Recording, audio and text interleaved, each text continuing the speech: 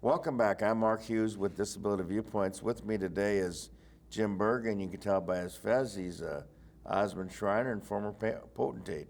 Jim, what year were you potentate? I was potentate in 2009. That was a great year. I think that's about the year I joined. And what made you want to become a Shriner and potentate? Well, I grew up in a Shrine family. My grandfather was a Shriner, my father was a Shriner, my older brother's a Shriner, and it was something I'd looked forward to since I was a little kid. Great, great. So back then you had to do a lot more degrees than the one they did masonry now. It took a little longer to become a Shriner. It took a little longer to become a Shriner, which to become a Shriner you first need to be a Mason. Mm-hmm. And there are 3 degrees in Masonry, and as you mentioned to me, you did it in the 1 day to Masonry class, which is just fine.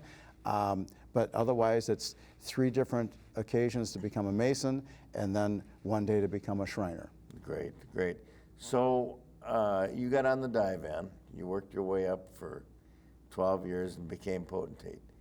What was the most outstanding thing about that?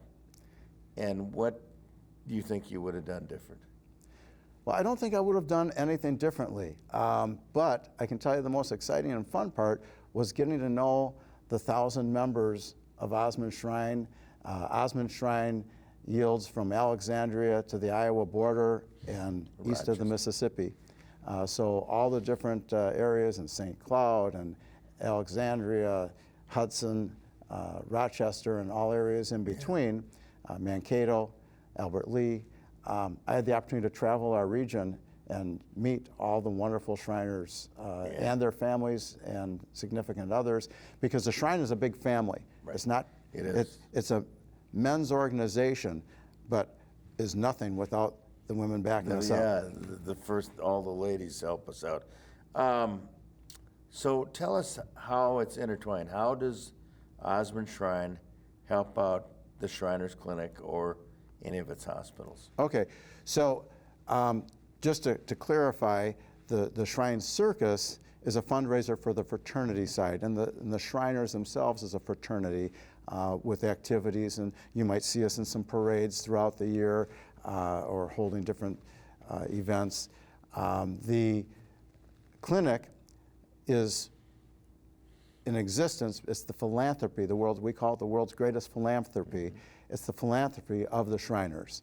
So we choreograph all of that, we fund all of that, along with, of course, donations from the general public and corporations and so forth. And then we have the Parade to Glory, and yes, at the end of the year, and everybody turns in their money.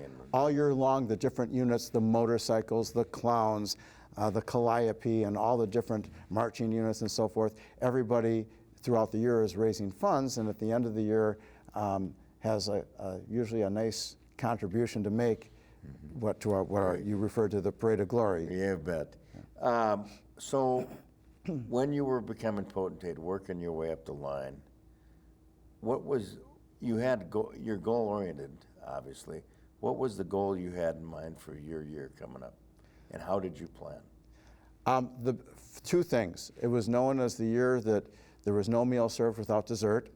That maybe seem minor to you, but it's important to everybody else. Well, I'm a little backwards once in a while. I eat dessert first. Yeah. But really just participation, because an organization isn't anything if the people aren't participating. It's fine to be a card-carrying member, but you don't derive any benefit out of it. You got to be there, and I found out as I got more into it, I'm there more often than I'm not, and I try to be that way.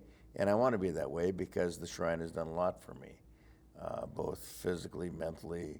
And I always tell people, when you're in the hospital like that there, and back then, we stayed there.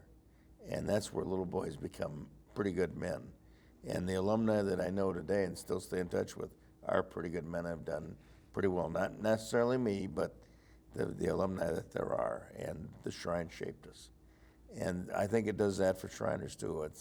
It's kind of like going through Cub Scouts, Boy Scouts, then all of a sudden you're an Eagle Scout, but it's more than that. And so what is your fondest memory that you'll take away from being a Shriner or your Shrine year? I think there are several of them. It was a very proud moment and a huge honor to be elected potentate the night I was elected. And reflecting back, the night I left and there was a new potentate elected, and that night of reflecting back and having memories with everybody, one of the nice fun things is of course we have our imperial session where the shrines from all over the globe come together for meetings, and having that camaraderie wherever I go. I've traveled in different places, and in different times I've been greeted because I was wearing a shrine jacket or a hat that had the emblem on it, and I was greeted by a complete stranger welcoming me to their community. And there are a lot of courtesies to be a Shriner. People respect that, and you're treated well. Again, the 101st anniversary of the Shrine Circus is coming up. The Osmond Shrine Circus will be here in March of 2025. Call and get tickets at 651-452-5662 at the Rose Warner Coliseum in St. Paul, and we'll see you there. Thanks for being with us, and we'll be right back.